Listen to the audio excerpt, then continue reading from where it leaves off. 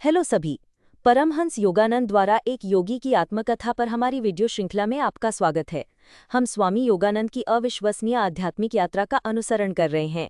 भारत में उनके बचपन से लेकर उनके वैश्विक मिशन तक, और अध्याय 48 में उन्होंने कैलिफोर्निया में शांत एंसिनिटास आश्रम की स्थापना की।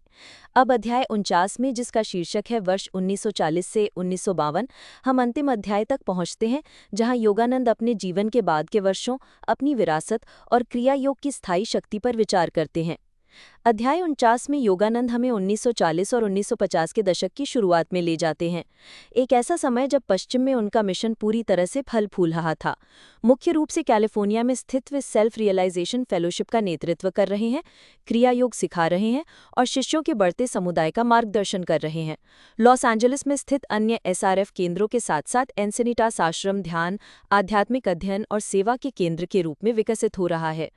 योगानंद इन वर्षों को लेखन, व्याख्यान और अपनी शिक्षाओं को परिष्कृत करने में बिताते हैं, जिसमें एक योगी की आत्मकथा को पूरा करना भी शामिल है, जिस पुस्तक पर हम शोध कर रहे हैं, जो 1946 में अपने प्रकाशन के तुरंत बाद एक आध्यात्मिक क्लासिक बन गई थी।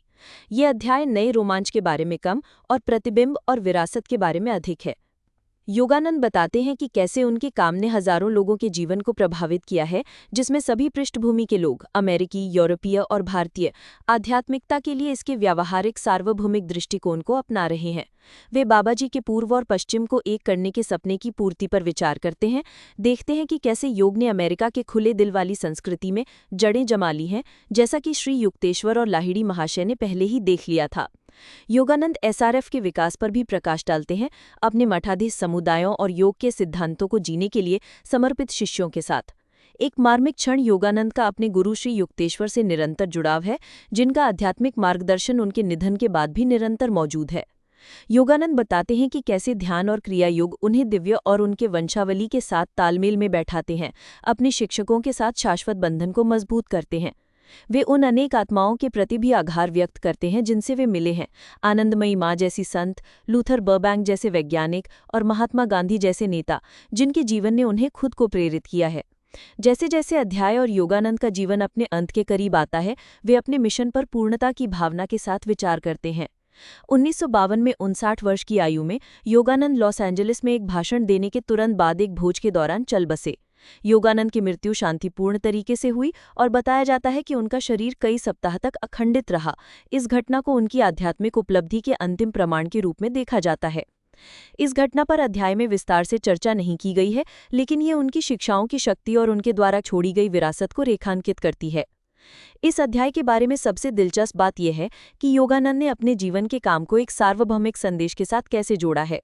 उन्होंने इस बात पर जोर दिया कि क्रिया योग सभी के लिए एक मार्ग है, जो असव्यवस्थित दुनिया में शांति, उद्देश्य और ईश्वर से जुड़ाव प्रदान करता है। उनके विचार कृतज्ञता, विनम्रता और आशा से भरे हुए हैं, जो पाठकों को अपने भीतर दिव्यता की खोज करने के लिए प्रोत्साहित करते हैं। ये अध्याय एक गर्मजोशी वाली विदाई की तरह लगता है, जिसमें योगानंद अपने शिष्यों और हम तक मशाल पहुंचाते हैं और हमें प्रेम और आध्यात्मिक जागरूकता के साथ जीने का आग्रह करते हैं। अध्याय 49 के लिए बस इतना ही, और एक योगी की आत्मकथा के लिए भी। योगानंद की विरासत और क्रिया योग की स्थायी शक्ति के बारे में आपकी क्या विचार हैं? इस पुस्तक ने आपको अपने आध्यात्मिक पथ पर कैसे प्रेरित किया है? टिप्पणियों में अपने विचार लिखें। यह अब तक लिखी गई सबसे परिवर्तनकारी पुस्तकों में से एक के माध्यम से एक अविश्वसनीय यात्रा रही है, और मैं इसे आपके साथ साझा करने के लिए बहुत आभारी हूँ। हमें बताएं कि आप हमारी श्रृंखला में आगे किस आध्यात्मिक विषय या पुस्तक का पता लगाना चाहते हैं। अगली बार मिलते हैं।